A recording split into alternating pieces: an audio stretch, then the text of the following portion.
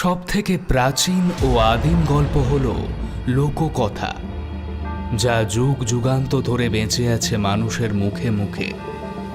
সময়ের আঘাতে কখনো রূপ বদলেছে সে, কখনো বাস্তবের সঙ্গে এসে মিশেছে উদ্ভট কল্পনা। তৈরি হয়েছে লৌকিক অলৌকিকের মাঝে দাঁড়িয়ে থাকা এক পরাবাস্তব। তবে এমন বহু উপকথার কথা আমরা জানতে পারি, যার অন্তরে নিহিত রয়েছে কোনো ভয়াবহ সাবধান বাণী, এমন কোনো সতর্ক বার্তা যা মানুষকে বারবার এক অজ্ঞাত মহাশক্তির থেকে দূরে সরে যেতে বলে, বারণ করে অতিরিক্ত কৌতূহলী হয়ে অতিলৌকিকের অমোঘ আকর্ষণের দিকে এগিয়ে যেতে। ঠিক এমনই এক আকর্ষণের এবং সেই আকর্ষণ থেকে জন্মানো ভয়াবহ পরিণতির গল্প থাকছে আজ। সৌমিত্র বিশ্বাসের গল্প হাড়। আজকের গল্প পাঠে সায়ক আমান, গল্পের সূত্রধার তমাল, অন্যান্য চরিত্রে অরিত্র, পূজা, তন্দ্রা, কৌস্তব, অনন্যা এবং তমাল। সম্পাদনায় সায়ন, প্রযোজনা ও পরিবেশনায় বিভা পাবলিকেশন। শুনবেন সৌমিত্র বিশ্বাসের গল্প হাড়।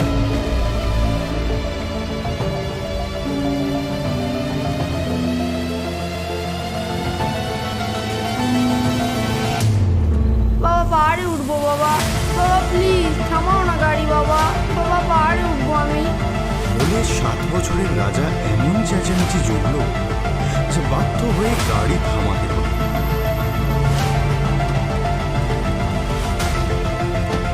নইলে খোলা মাঠের মাঝখানে একটা উঁচু মাটির ঢিবি দেখে দেয়ার সাত করে নামতে যায়। অন্য সময় হলে হয়তো রাজাকে এক ধমকে থামিয়ে দেওয়া হয়, কিন্তু ওর ছোট্ট করুণ মুখটা দেখে বড্ড মায়া লাগে। মোটে তো 5টা দিন আমার কাছে এই খোলামেলা পরিবেশের মধ্যে থাকতো, তাই যা ইচ্ছা করে করুন। আচ্ছা, আমাদেরও তো ঘরে ফেরার তাড়া নেই। ঢিবির চূড়ায় বসে সূর্যাস্ত দেখলে সত্যিই বাকি সরকারি চাকরির একটু উঁচু পদে থাকলে এটাই মুশকিল। গোটা পশ্চিমবঙ্গের যে কোনো জায়গায় বদলি হওয়ার জন্য তৈরি থাকতে হয়। সেই রীতি অনুযায়ী আমাকেও কলকাতার বাড়ি আর সংসার ছেড়ে আপাতত মালদাবাসী হতে হয়েছে। সানি পার্কে একটা বাড়ির একতলাটা ভাড়া নিয়ে একলাই থাকি। এদিকে বিশাখার অফিস কলকাতায়, ফলে ও রাজাকে নিয়ে কলকাতায় থাকে। যদিও আমি চেষ্টা করি শুক্রবার রাতে গৌড় এক্সপ্রেস ধরার, কিন্তু প্রতি সপ্তাহে তো আর সম্ভব হয় না, তাই ফাঁক ফোকর পেলেই ওরাও চলে আসে। এবারেই তো স্কুলে ক্রিসমাসের ছুটি পড়তেই দিন 5 ছুটি ম্যানেজ করে বিশাখা রাজাকে নিয়ে চলে এসেছে। পরশু রাতে ওদের ফেরার ট্রেন। এই দুদিনে ওদের নিয়ে প্রচুর ঘুরেছি। যাই হোক, ছোট গাড়ি দাঁড় করাতেই এক লাফে নিচে নেমে তীরের বেগে রাজা দৌড় দিল ঢিবিটার দিকে। পাছে পড়ে যায়, তাই পেছন পেছন আমিও দৌড়ালাম। বিশাখা ধীরে সুস্থে আসছে। দূর থেকে যাই মনে হোক, কাছে এসে দেখি ঢিবিটা একদম খাড়া নয়, বেশ হেলানো, ফলে ওপরে উঠতে অসুবিধা হবে না। তবে বেশ উঁচু, অন্তত 8-10 মিটার তো বটেই। আর এমনভাবে মাঠটাকে দ্বিধা বিভক্ত করে উত্তর দক্ষিণে চলে গিয়েছে যে ঠিক যেন একটা পাঁচিল। আবাদ জমি নয়, এমনি ফাঁকা একটা মাঠ, মাঝে মাঝে বিবর্ণ নেতানো গাছের গুচ্ছ আর শুকনো পাতা। একপাল ছাগল আর গোটা কয়েক গরু চড়ে বেড়াচ্ছে। বাড়িঘর তো দূরের কথা, ত্রিসীমানায় কোনো লোক পর্যন্ত নেই, এমনকি একটা পাখিও ডাকছে না। যেখান দিয়ে রাজা উপরে উঠেছে তার খানিকটা আগে একটা বিশাল আম গাছ। মালদার আম বাগানগুলো ইতিমধ্যেই আমার ঘোরা হয়ে গিয়েছে, কিন্তু এত বড় একটা গাছ আগে চোখে পড়েনি। রাজাকে ধরতে ওর পেছন পেছন উঠতে গিয়ে সম্পূর্ণ অকারণেই আমার মনে হলো ঢিবিটার ওপরে ওঠা বোধহয় ঠিক হচ্ছে না। নেমে আসি, কেমন যেন একটা ভ্যাপসা গন্ধ এসে দম বন্ধ করে দিচ্ছে। এই যে উঁচুতে উঠেছি অথচ গায়ে একটু হাওয়া লাগছে না, এরকম আবার হয় নাকি? হতে পারে যে ওঠার পরিশ্রমে বাতাস টের পাচ্ছি না, কিন্তু তাও কেমন যেন একটা লাগছে।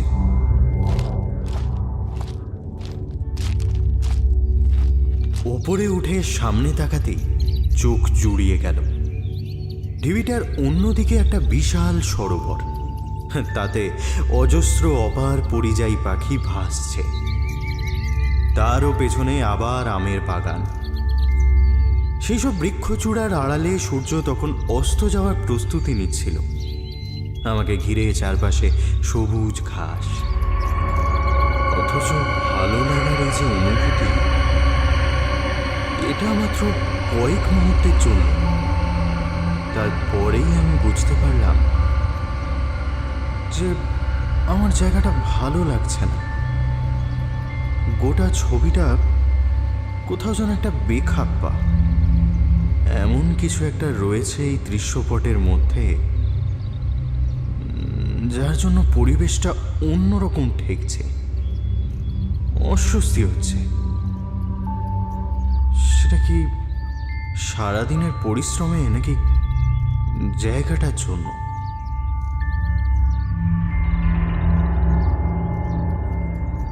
বাবা, ও বাবা, বাবা একবার এসো, দেখো একটা জিনিস পেয়েছি। একটু দূর থেকে রাজা হাতে কি একটা তুলে ডাকলো। কাছে গিয়ে যেই দেখলাম যে ওর হাতে একটা হাড়ের টুকরো, আমি হাঁ হাঁ করে উঠলাম। কিসের না কিসের হাড়, ফেলে দে, শিগগির ফেলে দে। হঠাৎ ধমক খেয়ে ও ঘাবড়ে গিয়ে হাড়টা ফেলে দিল, আর অমনি আমার মুখে একে যেন চাপড় মারল। চমকে উঠে দেখি একটা পাখি এত সামনে দিয়ে উড়ে গেল যে মুখে তার ডানা ঝাপট এসে লেগেছে। হয়তো কাকতালীয়, কিন্তু আমার গা ছমছম করে উঠল। পা দিয়ে ঠেলে হাঁটা ঢিবি থেকে নিচে গড়িয়ে দিতে যাব, চোখ আটকে গেল তার উপরে। ভারী আশ্চর্য তো। নিচু হয়ে হাঁটা তুলে চোখের সামনে ভালো করে দেখলাম, খুদে খুদে লাল অক্ষরে কি যেন খোদাই করা আছে উপরে। হরফটা চিনতে না পারলেও একটা কিছু যে লেখা রয়েছে সেটা বুঝতে পারলাম। কি লেখা? হাড়ের ওপরেই বা কে লিখলো, আর কেনই বা লিখলো? কিসের হাড় এটা? কোনো জন্তু জানোয়ারের? জন্তুর হাড় কি এরকম হয় নাকি? এই সময় নিচ থেকে চিৎকার। শিগগির ওখান থেকে নেমে এসো। চমকে তাকিয়ে দেখি বিশাখা মরিয়াভাবে হাতছানি দিয়ে ডাকছে, আর ওর পাশে একটা বুড়ো। কে বুড়োটা? হাত নেড়ে নেড়ে যেন নেমে যেতে বলছে। বিশাখা আবার চেঁচিয়ে উঠল, আরে জুতো পরে ওখানে উঠতে বারণ করছেন উনি, শিগগির নেমে এসো। আমি চট করে হাড়টা পকেটে পুরে বিনা বাক্য ব্যয়ে রাজার হাত ধরে হিড় হিড় করে টেনে নামতে লাগলাম। হাড়টা পরে ভালো করে দেখতে হবে। রাজা চেঁচিয়ে উঠল, না না, আমি নিচে যাবো না, না যাবো না, আমি নিচে, না আমি যাবো না। আমি ওকে সামলানোর জন্য বললাম, তাড়াতাড়ি চল, মাম্মাম জানতে পারলে হাড়টা ফেলে দিতে বলবে। কিছু বলিস না আবার। না না, বলবো না। রাজার চোখ জল জল করে উঠল। আচ্ছা বাবা, ওটা আদিম মানুষের হাড় না? হ্যাঁ, তুই খুঁজে বের না করলে কেউ জানতেই পারতো না। মাম্মামকে আবার বলিস না। না না, তো বলে বাবা মামকে। একগাল হেসে রাজা ঘাড় নাড়ল। নিচে এসে আমি থমকে গেলাম। আম গাছের নিচে বুড়োটা যেখানে দাঁড়িয়ে রয়েছে, তার পেছনে ওই ঝুপড়ি ঘরটা কোথা থেকে এলো? যখন ওপরে উঠছিলাম তখন তো বটেই, এমনকি বিশাখা যখন নেমে আসতে বলল তখনও তো চোখে পড়েনি। চোখের পলকে একটা ঝুপড়ি হঠাৎ গজিয়ে উঠল কি করে? নাকি ওটা গোড়া থেকেই ছিল? আমি আমি খেয়াল করিনি। দুম করে ওপরে যাবার কি ছিল? সন্ধে নেমে আসছে, এরকম একটা অজানা জায়গায় না গেলেই নয়। আমি আমতা আমতা করে বলতে গেলাম যে রাজা দৌড়ালো বলেই না, তুমিও কি রাজার বয়সী? ও দৌড়ে উঠে গেল আর তুমি নামিয়ে আনতে পারোনি? কিন্তু কথা শেষ করতে না দিয়ে ও ঝাঁঝিয়ে উঠল। সে কি, চলো এখান থেকে, আমার জায়গাটা একদম ভালো লাগছে না। ইতিমধ্যে কখন যে রাজা জুতো খুলে ফেলেছে খেয়ালই করিনি। আমাদের কথা চলছে, এই ফাঁকে হঠাৎই আমার হাত ছাড়িয়ে আবার দৌড় দিল ঢিবির মাথায়। রাজা, তুমি খবরদার ওইদিকে যাবে না, রাজা বলে বিশাখা চেঁচিয়ে উঠলেও খেয়ে কার কথা শুনে। ফলে জুতো ফেলে রেখে আমিও ছুটলাম ওপরে এবং রাজার হাতের নড়া ধরে হির হির করে টেনে নিচে নামাতে লাগলাম। আর তখনই পায়ে খোঁচাটা লাগলো। আহ! আর্তনাদ করে বসে পড়েই দেখি সামনে মাটিতে একটা বাঁকানো লোহার মতো কিছু গোঁজা রয়েছে। ওটাতেই আচমকা পা লেগে কেটে গিয়েছে। ফোঁটা নয়, রক্তের ধারা বেরিয়ে আসতে লাগলো। আমাকে ওভাবে বসে পড়তে দেখে উদ্বিগ্ন হয়ে বিশাখা জিজ্ঞেস করলো, কি হয়েছে? ইশারায় কিছু হয়নি বলে ক্ষতস্থানে রুমাল চেপে আছি, আর সেই ফাঁকে রাজা চেঁচিয়ে ওর মায়ের কাছে চুকলিটা কাটলো। ওর বিশ্বাসঘাতকতা দেখে আমি ব্যথিত চোখে একবার ওর দিকে তাকালাম, তারপর কোনো রকমে খুঁড়িয়ে খুঁড়িয়ে নামতে লাগলাম। নিচে নেমে দেখি বুড়োটা হাওয়া হয়ে গিয়েছে, আর তার বদলে ঝুপড়ির সামনে একটা মেয়ে। বুড়োটার সঙ্গে মুখের এমন মিল যে বোঝাই যাচ্ছে ওই বুড়োরই মেয়ে। কিন্তু পরের মুহূর্তেই আমি বুঝতে পারলাম মুখের মিল নয়, বরং ওই বুড়োটা নিজেই কোনো বিচিত্র উপায়ে কম বয়সী মেয়ে সেজে সামনে এসে দাঁড়িয়েছে। এটা কি করে সম্ভব আমি জানি না, কিন্তু আমার গায়ে কাঁটা দিচ্ছিল। মেয়েটার গায়ের রং ময়লা হলেও চোখ দুটো সাংঘাতিক রকমের উজ্জ্বল। তাকালে মনে হয় শুধু যে ভেতর অব্দি দেখে ফেলছে তাই নয়, সেই সঙ্গে একদম পুড়িয়ে ছারখার করে দিচ্ছে।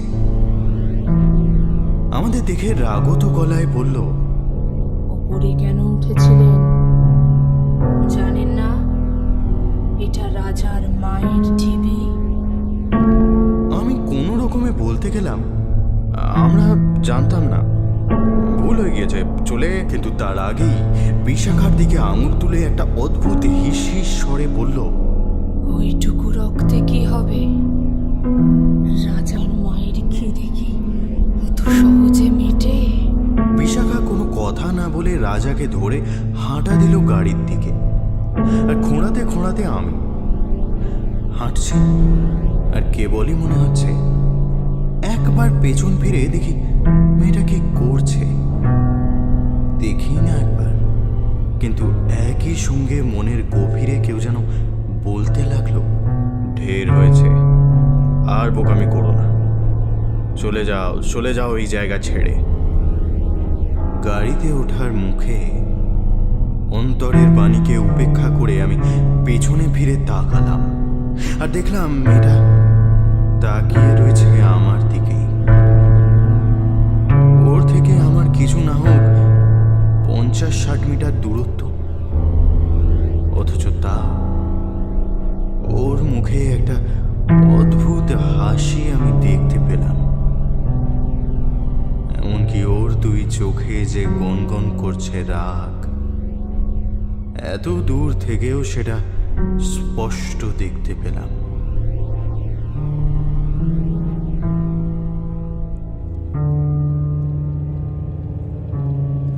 ফেরার পথে গোটা রাস্তা বিশাখার মুখ গম্ভীর, কথাবার্তাও বেশি হচ্ছে না। তার মধ্যে ছোট মেয়াও ধরেছে। আপনি ওখানে না গেলেই পারতেন স্যার, খারাপ হাওয়া টাওয়া লেগে গেলেই তো মুশকিল। নইলে আপনিই বলুন না, আপনার পাটা কাটলো কেন? একটা লোহার গোঁজ মতো কিছু ছিল, তাতেই হঠাৎ লেগে গেল। হ্যাঁ, কিন্তু আপনি একবার নেমে আসার পরেও কেন আবার উঠলেন? আর ঠিক ওই গোজেই পা পড়লো? আসলে খারাপ হাওয়া লেগে গিয়েছে আপনার মনে হয়। খারাপ হাওয়া মানে? বিশাখা প্রশ্ন করল। ছোটু চুপ করে থাকলো, যেন শুনতেই পাইনি। আসলে দর বাড়াচ্ছে বা বানাচ্ছে যে কি বলবে। তারপর বলল, শুনেছি ওটা নাকি একটা পুরনো দিনের কবরখানা। শুনলে তো? এখনো মাটি খুঁড়লে হাড়গোড় পাওয়া যায় নাকি। সেসবে ছোঁয়া লেগে অনেকের নাকি বিপদও হয়েছে। আমি বুঝতে পারলাম খুব ঠান্ডা একটা কিছু আমার শিরদাঁড়া বরাবর চলে যাচ্ছে। ঝাঁঝিয়ে উঠে বললাম, যদি জানোই তো প্রথমবার বারণ করলে না কেন? বারণ করার আগেই তো আপনি নেমে গেলেন স্যার। তুমি গাড়ি থামাতে গেলে কেন? গাড়ি না থামিয়েই তো বলতে পারতে যে ওটা কবরখানা। এর মধ্যে রাজা কি একটা প্রশ্ন করতেই বিশাখা ঠাস ঠাস করে চড়িয়ে দিল। আচমকা মার খেয়ে ছেলেটা কেমন থতমত হয়ে তাকিয়ে রইল মায়ের দিকে। আর সেই মুহূর্তে আমার মনে পড়ল মেয়েটার কথাটা। রাজার মায়ের খিদে কি অত সহজে মেটে? এক হাতে রাজাকে জড়িয়ে ধরতেই ও আমার বুকে মুখ গুজে কাঁদতে শুরু করলো।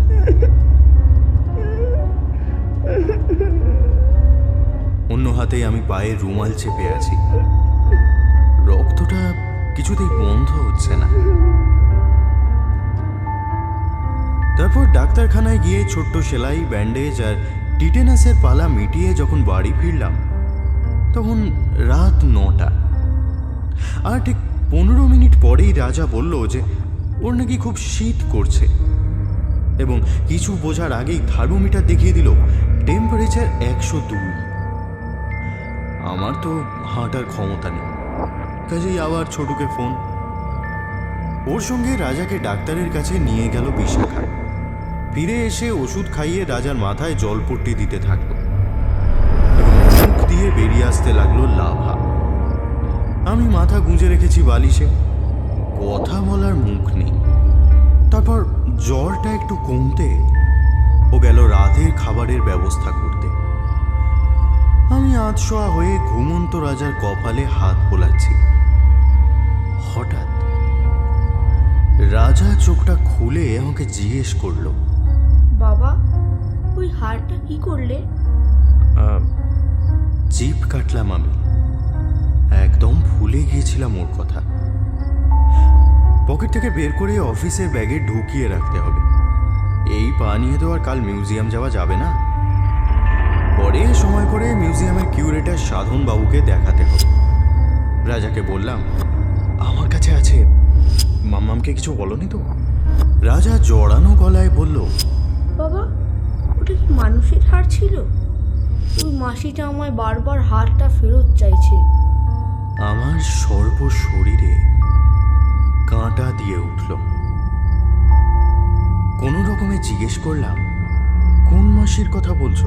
ওই যে মাসিটা, সেই মাসিটা আমাদের যে বকছিল, বলো না বাবা, ওটা কি মানুষের হার? জানি না বাবা, আমার গলা থেকে স্বর বেরোতে চাইছে না। মাসিটা বলেছে যে ওটা নাকি মানুষের হার ছিল। খুব বকছে আমাকে। বলছে আমার হার ফেরত দে, নইলে তোর হার নিয়ে নেব। ওটা ফেরত দিয়ে দাও বাবা, ওটা ফেরত দিয়ে দাও। শুধু কাঁটা দেওয়া নয়, আমার বুক ঠেলে তখন কান্না আসছে। কেন উঠতে গেলাম ওই ঢিবিতে? কি করবো এবারে? কে ওই মেয়েটা? কোন তৃপ্তি নিয়ে আবির্ভূত হচ্ছে রাজার সামনে? দিব্যি তো খেলছিল, হঠাৎ এরকম জ্বর এলো কেন? মেয়েটা কেন বলল যে রাজার মায়ের খিদে সহজে মেটে না? খিদে মেটে না বলে তো আসলে অন্য একটা ইঙ্গিত দেওয়া হয়। ও কি সেরকম কিছু বলতে চেয়েছে? আমি আর ভাবতে পারছি না। রাজার হাতটা টেনে নিজের গালে রেখে বললাম, তুমি মাসিকে বলো যে বাবা বুঝতে পারেনি, তাই ভুল করে নিয়ে এসেছে, আবার ফেরত দিয়ে আসবে। আর শোনো, মাকে যেন কিছু বলো। Please like and subscribe to the channel. রাজা, রাজা!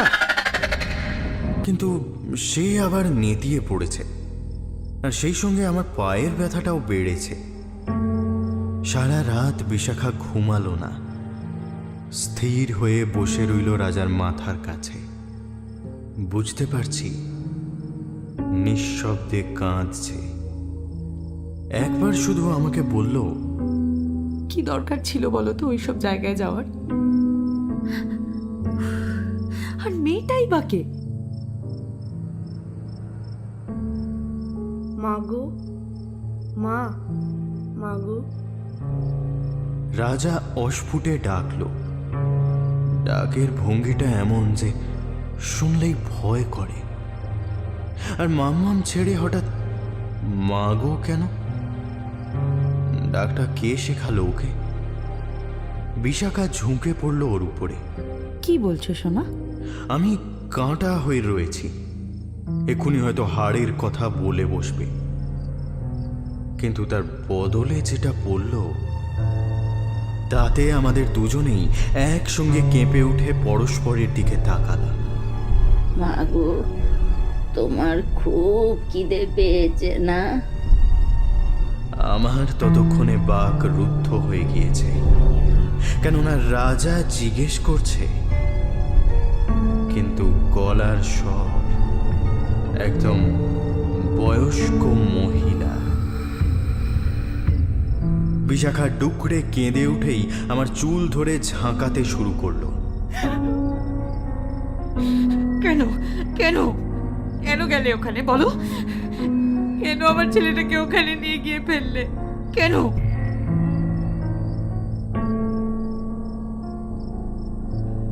সারা রাত বিশাখা ঠায় বসে রইল ওর মাথার কাছে। ব্যথা কমানোর জন্য আমাকে কড়া ওষুধ দিয়েছে, ফলে মাথাটা খুবই ঝিমঝিম করছে, কিন্তু চোখ বন্ধ করে রাখলেও ঘুম আসছে না। আর যদিও বা তন্দ্রা মতো আসছে, অমনি চোখের পাতায় দুটো রাগী গনগনে চোখ ভেসে উঠছে।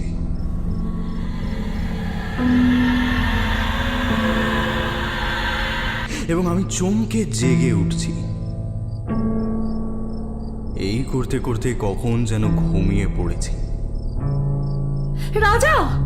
হঠাৎ বিশাখার আর্তনাদ শুনে চমকে চোখ খুলে দেখি খাটের উপরে বজ্রাসনে বসে রাজা বিছানায় হাতড়ে হাতড়ে কি যেন খুঁজছে আর বিড়বিড় করছে।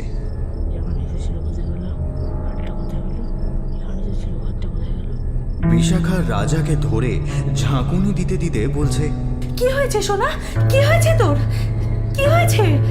কিন্তু রাজার কোনো বিকার নেই, হাতড়েই চলেছে আর বলছে, কোথায় গেল? হাতটা এখানেই তো ছিল, এখানেই ছিল হাতটা। কোথায় গেল? কোথায় গেল? তারপর আবার ধূপ করে শুয়ে পড়ল। আমি উঠে জল খেলাম। তারপর আস্তে আস্তে খাট থেকে নেমে দাঁড়ালাম। উদ্বিগ্ন কণ্ঠে বিশাখা বলল, কি হলো? একটু বাথরুম থেকে আসছি। দাঁড়াও, আমি ধরি তোমাকে। না না, দরকার নেই, আমি পারবো। তুমি ছেলেটার কাছে থাকো। সাবধানে যাও, পায়ে যেন আবার না লাগে। বাথরুমের কাছে গিয়ে মনে হলো ভেতরে যেন জলের শব্দ হচ্ছে। বিশাখা কি আসার সময় কল বন্ধ করতে ভুলে গিয়েছে? আলোর সুইচটা দরজার ঠিক পাশে, সেটাতে আঙুল রাখতে যাচ্ছি, দরজাটা নিজেই খুলে গেল এবং মনে হলো পাশ দিয়ে কেউ যেন বেরিয়ে গেল। একটা সুগন্ধ ছড়িয়ে পড়ল বাতাসে। ভয়ের একটা স্রোত আমার শরীর বেয়ে নেমে গেল। একটু চুপ করে থেকে আমি যুক্তি দিয়ে ভাবার চেষ্টা করলাম। সুইচ টিপতে গিয়ে হয়তো অজান্তেই হাতটা দরজার উপরে পড়ে গিয়ে দরজা খুলে গিয়েছে, নইলে আর কে খুলবে? তারপর আলো জেলে ভেতরে ঢুকলাম আর পা দুটো যেন জমে গেল। শাওয়ার থেকে ওভাবে জল পড়ছে কেন?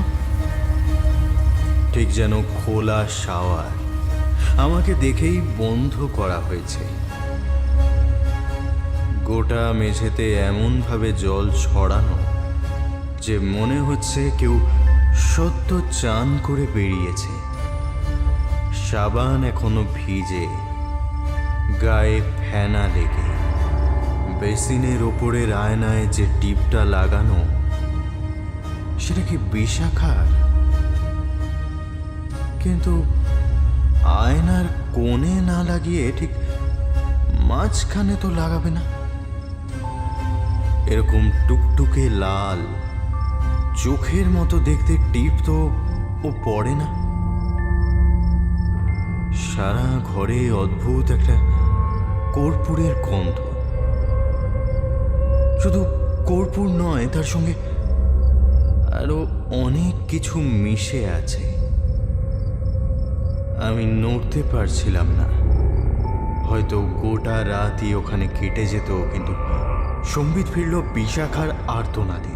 কে কে কে এসেছে আমাদের ঘরে? পায়ের ব্যথা ভুলে দৌড়ে গেলাম ঘরে, আর সঙ্গে সঙ্গে সেই গন্ধটা যেন ঝাঁপিয়ে পড়ল আমার উপর। কে এসেছে আমাদের ঘরে? কে? বিশাখা আলমারির দিকে তাকিয়ে বলে যাচ্ছে কথাটা, আর আমার মাথার চুল খাড়া হয়ে যাচ্ছে। আলমারির পাল্লাটা ওরকম আধ খোলা কেন? ওর মধ্যেই তো ভেতরের ড্রয়ারে অফিসের ব্যাগে হাড়খানা রাখা আছে। আমাকে দেখেই বিশাখা কেমন আতঙ্কগ্রস্তের মতো বলে উঠল, ওগো, কিছু একটা করো, কেউ ঢুকেছে আমাদের ঘরে। আমার নিজের গা শিরশির করতে থাকলেও আমি জোর করে মুখে হাসি ফুটিয়ে বললাম, কে আবার ঢুকবে? কাউকে দেখতে পাচ্ছ?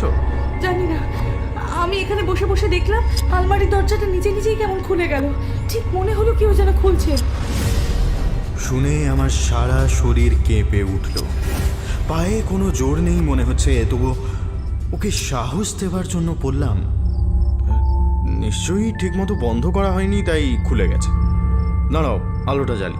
এই আলো জ্বালো না, আলো জ্বালো না। আলো জ্বাললেই ওকে দেখতে পাই যদি। বিশাখা প্রবল আতঙ্কে চেঁচিয়ে উঠল। আমি কম্পিত গলায় জিজ্ঞেস করলাম, কাকে? হেঁচকি তুলতে তুলতে বিশাখা বলল, সেই মেয়েটাকে। আমি কয়েক মুহূর্ত স্থির হয়ে দাঁড়িয়ে কি করব ভাবছি। তারপর মনে হলো, যত ভয় তো অন্ধকারে, আলোতে তো আর কোনো ভয় নেই। সুইচ টেপার সঙ্গে সঙ্গে ঘরের মধ্যে যেন সূর্য ঝলসে উঠে তার ঝলকানিতে আমার চোখ অন্ধ করে দিল। প্রচণ্ড উত্তাপে গা যেন পুড়ে যাচ্ছে। চোখ বন্ধ হওয়ার আগে এক ঝলক দেখলাম সেই মেয়েটাকে আলমারির সামনে থেকে সরে এসে দরজার দিকে যাচ্ছে। তার আঁচলের ছাপটা হাতে লাগতেই সেখানটা যেন পুড়ে গেল।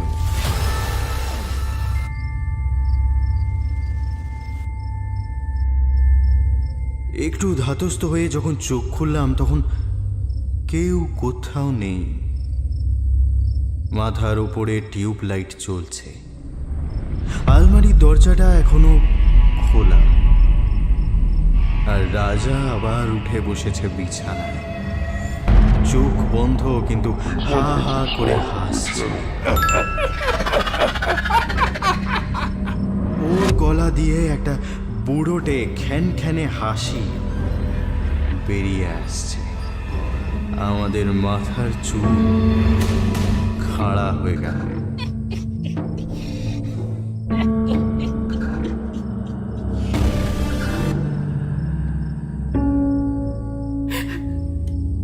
এইসব কি অলক্ষণে জিনিস হচ্ছে বাড়িতে? তুমি ছোটকে বলে ব্যবস্থা করো, আমি কালকেই জহুরা মায়ের কাছে পুজো দেব। জহুরা কালীর কাছে পুজো দিতে চাইছে দিক, কিন্তু আমি বুঝতে পারছি তার আগে অন্য একটা কাজ করতে হবে আমায়।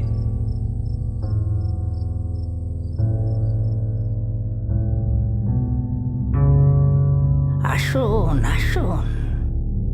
বুড়োটা এমন ভাবে বলল যেন ও জানতো আমি আসবো, অথচ আমি গোটা রাস্তা ভাবতে ভাবতে এসেছি যে গিয়ে হয়তো দেখবো ঝুপড়ি সমেত সেই বুড়ো বা মেয়েটা উধাও। সবটাই হয়তো স্বপ্ন। ছেলে কেমন আছে? আমি অবাক হয়ে তাকালাম ওর দিকে। রাজার জ্বরের কথা ও কেমন করে জানল? বুড়ো প্রত্যয় নিয়ে বলল, এবার সেরে যাবে, আজ থেকেই সেরে যাবে। যদি দোষ হয়ে থাকে ক্ষমা করবেন। আমি আসলে জানতাম না যে এটা। আমতা আমতা করে ঢিবির দিকে আঙুল দেখিয়ে বললাম, পুরনো কবরখানা। আসলে আমি তো একদম নতুন, মানে পুরনো কবরখানা মানে? হ্যাঁ, বুড়োটা অবাক হয়ে আমাকে থামিয়ে দিয়ে হা হা করে হেসে উঠল।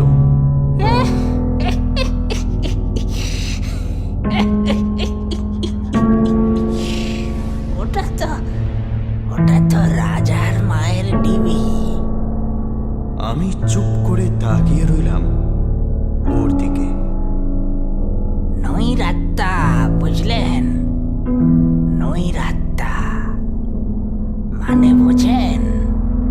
যার আত্মা নেই, জগৎ কারণ, নিঃস্বভাব, স্বভাব শুদ্ধ, অনাদি, অনন্ত শূন্য। আমি নই। আমার মুখ দিয়ে যেন অন্য কেউ বলল। নইলে আমি কি আর এসব জানি? কাল রাতে হাতের যেখানটা জ্বালা করে উঠছিল সেখানকার চামড়া পুড়ে কুঁচকে রয়েছে, যদিও কোনো ফোসকা পড়েনি।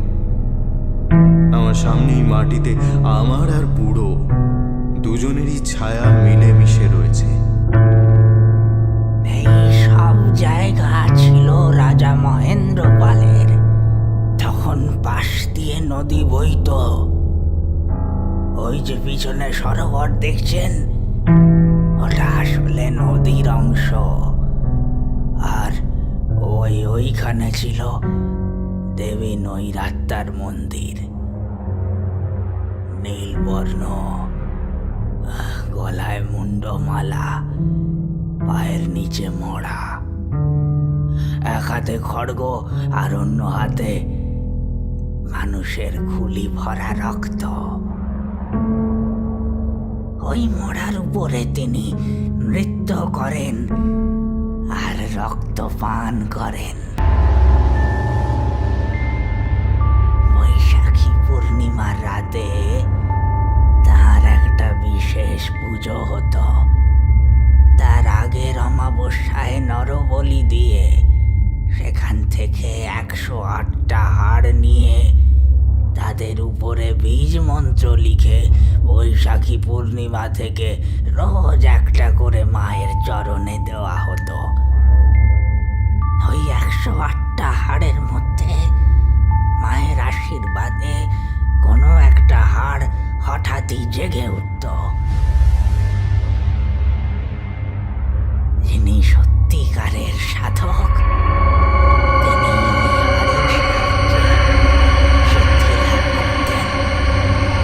কিন্তু হেঁজি লোকের হাতে পড়লে ওই হাড় তাদের সর্বনাশ করে ছাড়ত। আমার বুক টিপ টিপ করছিল, মনে হচ্ছিল দম বন্ধ হয়ে আসছে। তবুও বললাম, যে হাড় সিদ্ধি লাভ করায় সেই আবার ক্ষতি করে? 60 পাওয়ারের আলোর জন্য যদি তুমি 600 ভোল্ট কারেন্ট দাও, আলোটা কি হবে? কেটে যাবে না? হ্যাঁ, আমি মাথা নাড়ালাম। যে হাড়টার আবির্ভাব ঘটতে পারে সে তো 6000 ভোল্ট, আর তুমি 0 পাওয়ার। আমার মুখ দিয়ে একটা শব্দ বেরোলো না। তো তারপর একদিন নদীতে বান এলো, তুমুল বান, সমস্ত ভাসিয়ে দিল। জল নেমে যাওয়ার পর দেখা গেল মন্দির ভেঙে পড়েছে। কেবল মা নৈরাত্তা যেমনকার তেমনই রয়েছেন। রাজা মহেন্দ্রপাল আবার নতুন করে মন্দির তৈরি করতে গিয়ে রাত্রিরে স্বপ্নাদেশ পেলেন যে মা ওইভাবেই থাকতে চান। সেই থেকে ওইভাবেই খোলা আকাশের নিচে মা রয়ে গেলেন। তারপর দিন গেল, তাজা ফুল বাসি হলো, মাটি জমে জমে ঢিবি এসে মাকে ঢেকে ফেলেছে।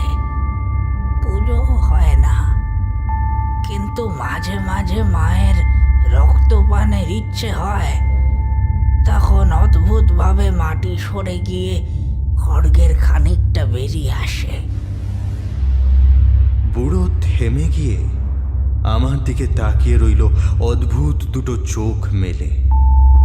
তারপর আবার বলল, সামনে দেখুন শুখা মাঠ, কিচ্ছু নেই, উপরে সবুজ ঘাস, তবুও কোনো ভেড়া ছাগল গরু উপরে ঘাস খেতে ওঠে না। নিচে দেখবেন ছাতারের মেলা, কিন্তু ওপরে একটিও পাখি বসবে না। বলা তো যায় না, হঠাৎ যদি মায়ের রক্ত পিপাসা জেগে ওঠে, তারাও বোঝে সব। বলার ভঙ্গিটা এত সুন্দর যে মন্ত্রমুগ্ধ হয়ে বসে আছি। বিশ্বাস আর অবিশ্বাস দুপাশ থেকে দুজনেই তখন আমায় ধরে টানাটানি করছে। তারপর বুড়ো ঝুঁকড়ি দেখিয়ে আমাকে বলল, আপনার জন্য জিনিস নয়, যান ফিরিয়ে দিয়ে আসুন। কাঁচু মাচু মুখে সেলফোন দেখিয়ে বললাম, একটা ছবি তুলো। তুলুন, তবে ভেতরে গিয়ে কিন্তু কোনো ছবি তুলবেন না। ব্যাগ থেকে হারটা বের করে আস্তে আস্তে ঝুপড়ির সামনে গিয়ে চটি খুলে দাঁড়ালাম। ভেতরে ঢুকতে রীতিমতো ভয় করছে। কি দেখবো কে জানে। ঘাড় ঘুরিয়ে আবার পেছনে তাকালাম। বুড়ো ভেতরে ঢুকে যাওয়ার জন্য ইশারা করল। চটি খুলে মাথা নিচু করে ভেতরে ঢুকলাম। খোলা জায়গায় দিনের আলো থেকে হঠাৎ করে ভেতরে ঢোকার জন্যই প্রথমটায় কিচ্ছু দেখতে পেলাম না। তবুও বুঝতে পারছি সামনে একটা বেদির ওপরে কোনো মূর্তি বসানো রয়েছে। সামনে হাড়খানা রেখে নিচু হয়ে প্রণাম করলাম। Please like and subscribe to my channel. তোমার জিনিস নিয়ে ভুল করেছিলাম, ক্ষমা করো, ক্ষমা করো আমায়। আমার একমাত্র সন্তানকে ক্ষমা করো। প্রণাম করে মাথাটা তুললাম আর চোখ সয়ে গিয়ে সামনের দৃশ্য দেখে একটা বিকট আর্তনাদ বেরিয়ে এলো আমার মুখ থেকে। এটা কি দেখছি আমি?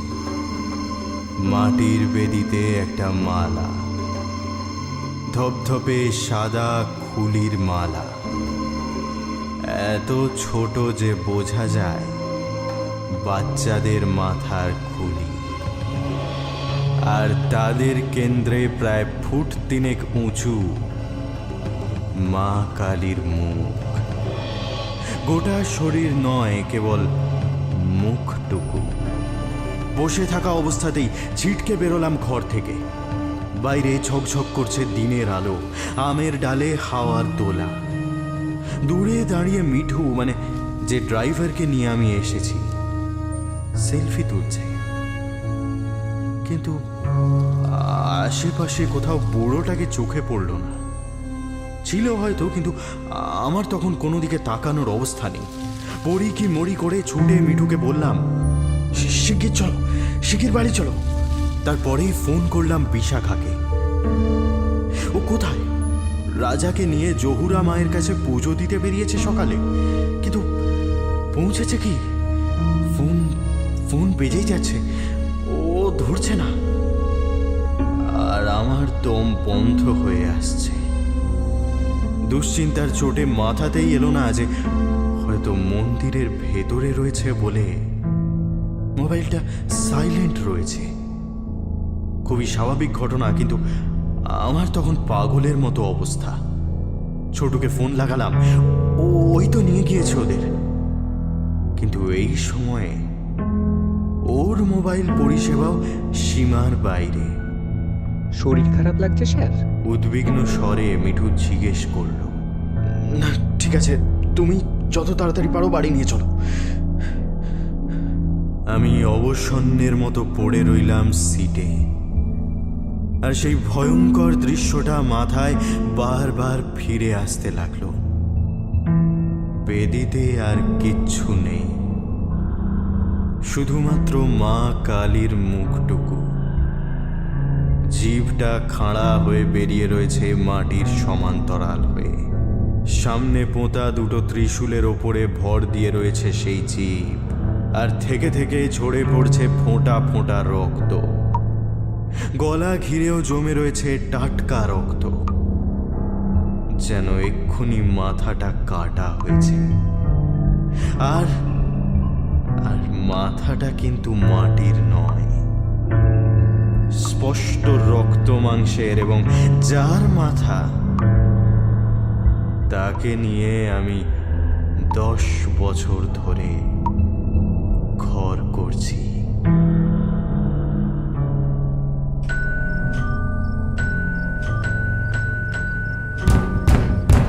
বাড়ি পৌঁছে পাগলের মতো বেল টিপছি, কিন্তু কেউ দরজা খুলছে না।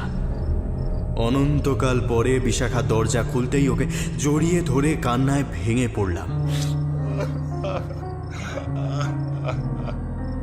আমার মাথায় স্নিগ্ধ হাত বুলিয়ে দিতে দিতে ও বলল, সব ঠিক হয়ে যাবে, সব ঠিক হয়ে যাবে। রাজার আর জ্বর নেই, ফেরার পথে ডাক্তার দেখিয়ে এসেছে। উনি বললেন আর কিচ্ছু চিন্তা করার নেই, আজ আর কাল সারাদিন রেস্ট নিলেই হবে। আর আমাদের ট্রেন তো রাত্রে। এই তোমার পায়ের ব্যথার কি অবস্থা? ও বলে যাচ্ছে, আর আমি উদ্ভ্রান্তের মতো ওর মাথায়, গলায়, মুখে হাত বোলাচ্ছি। বিশাখাই তো? কোনটা সত্যি, যে আমার দু বাহুর মধ্যে দাঁড়িয়ে রয়েছে, নাকি বেদির ওপরে যাকে দেখে এসেছি? সেই সময় ছোট্ট পায়ে ধুপ ধুপ শব্দ করে রাজা এসে আমাকে জড়িয়ে ধরল।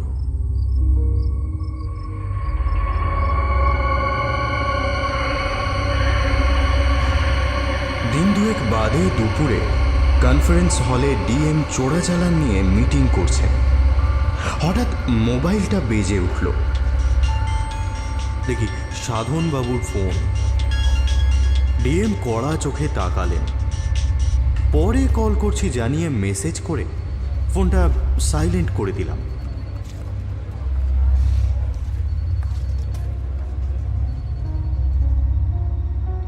বিশাখারা যে রাত্রিরে চলে গেল, তার পরদিনই সাধনবাবুর সঙ্গে দেখা করে হাড়ের ছবিটা দেখিয়েছিলাম।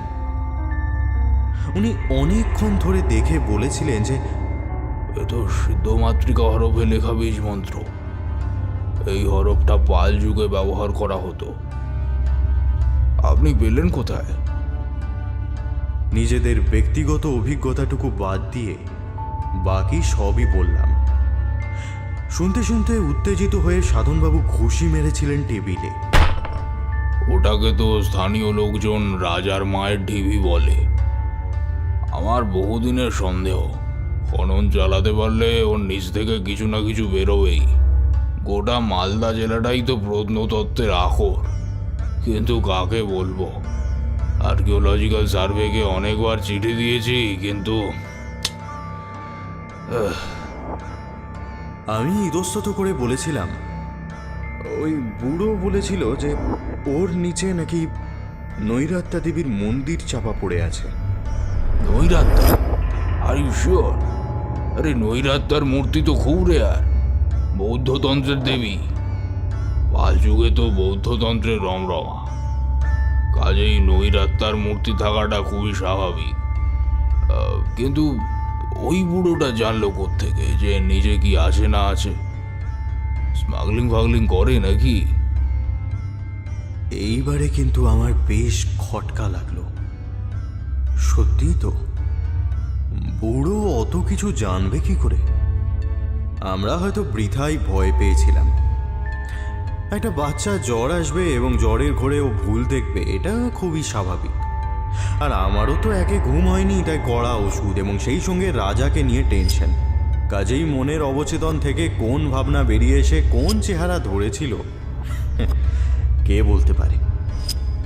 অনেকেই মনে করেন হয়তোবা নৈরাত্মার রূপ থেকেই পরবর্তীকালে মা কালীর ধারণা এসেছে। তবে প্যান্ডেল ট্যান্ডেলে যে রূপ দেখেন সেটা নয়, কিন্তু বরং কালীর ভয়ঙ্করী রূপ। এক হিসেবে তো ঠিকই, নৈরাত্মার মতো কালীও তো মহাশূন্যেরই প্রতীক। কোনো রূপ নেই বলে গায়ের রং কালো। কালী পুজোয় যদি থাকেন আপনাকে ঘুরিয়ে দেখাবো, অনেক জায়গায় সেই রূপের পুজো হয়। তবে আপনি যেরকম বলছেন, সত্যি যদি এরকম কিছু থেকে থাকে তাহলে বিরাট ব্যাপার হবে। একবার গিয়ে দেখতে হবে। ডিএম আলোচনা করছেন কিভাবে চোরাচালান আটকানো যায়, আর আমার মাথায় সাধনবাবুর কথাই ঘুরছে। তখন সত্যিই কি ওই হাড়ের কোনো ক্ষমতা আছে? অদ্ভুত কিছু কি সত্যিই ঘটেছিল সেই রাতে? নাকি বুড়োটা এবং মেয়েটাও কোনো চক্রের সঙ্গে যুক্ত? কিন্তু বেদিতে সজ্জিত সেই কালীর মুখমণ্ডল মনে পড়লে এখনো কেঁপে উঠি। ওটাও কি সত্যি দেখেছিলাম, নাকি ওষুধের ঘোরে হ্যালুসিনেশন দেখেছি? মিটিং যে শেষ হয়ে গিয়েছে সেটা খেয়ালই নেই। হঠাৎই দেখি কনফারেন্স রুমে আমি একলা। মোবাইল খুলে দেখি মেসেজ ডেলিভারি হয়নি, বরং সাধনবাবুর আরও কয়েকটা মিসড কল। তার মানে ভদ্রলোক হন্যে হয়ে আমাকে খুঁজছেন। কাজেই ওনাকে পাল্টা ফোন করল। হ্যালো, ওনার উত্তেজিত কণ্ঠস্বর ভেসে। আরে মশাই, টিভিটা তো খুব ইন্টারেস্টিং। আমার সঙ্গে আর্কিওলজিক্যাল সার্ভের দুজন অফিসারও রয়েছেন। আমরা এখন ওই ঢিবির মাথাতেই দাঁড়িয়ে রয়েছি, আর ইতিমধ্যেই একটা স্কালের টুকরো পেয়েছি। তাতেও সেই সিদ্ধ মাতৃকা হরফে বীজ মন্ত্র। জুতো খুলে উঠেছেন তো? আমার মুখ দিয়ে আপনা থেকেই বেরিয়ে এলো। আরে ধুর মশাই, জুতো খুলতে যাবো কোন দুঃখে? তারপর খালি পায়ে কিছু ফুটে টুটে গেলে। যাকে যে জন্য আপনাকে ফোন করা, আপনার সেই বুড়োর কোনো টিকি কিন্তু দেখতে পেলাম না। আর আপনি আম গাছের তলায় যে ঝুপড়ির কথা বলেছিলেন সেটা কোথায়? আম গাছ তো দূরের কথা, একটা আম পাতাও তো দেখছি না। মানে আম গাছ আর ঝুপড়ি উধাও? কি বলছেন উনি? ওনার কথা শুনে আমার হাত কাঁপতে শুরু করলো, আর সেই সময় আমাকে একদম অসাড় করে দিয়ে উনি বললেন, এদিক দিয়ে যে একটা নদী যেত তার পুরনো মরা খাত আন্দাজ করা যাচ্ছে, কিন্তু আপনি যে সরোবর আর পাখির কথা বলেছিলেন সেসব তো কই দেখতে পাচ্ছি না। ঠিকঠাক লোকেশনটা বলতে পারবেন? এই কি হলো? এ হে হে হে, কি করে লাগলো? দেখে চলবেন তো। শেষ বাক্যটা অন্য কাউকে উদ্দেশ্য করে, কিন্তু ওই বাক্যটা কানে যেতে আমার বুকটা ধড়াস করে উঠল। ইতিমধ্যে সাধনবাবু বললেন, আর বলবেন না, মাটিতে একটা লোহার গোঁজ মতো রয়েছে। ভাদুড়িবাবু না দেখে তাতে খোঁচা খেয়েছেন। পা কেটে খুব রক্ত বেরোচ্ছে। আচ্ছা দাঁড়ান, আমি পরে ফোন করছি আপনাকে। ফোন রেখে দেওয়ার পরেও অনেকক্ষণ স্তব্ধ হয়ে দাঁড়িয়েছিলাম। ভাদুড়িবাবুকে আমি জানি না, কিন্তু যেহেতু তার পা কেটেছে তাই এর পর কি ঘটবে আমি জানি। সাধন বাবুকে ফোন করে লাভ নেই, কথা বলতে পারবেন না। কাজেই একটা মেসেজ করে দিলাম। বুড়োকে যদি দেখতে না পান, চিন্তা করবেন না, ও নিজেই আপনাকে খুঁজে নেবে।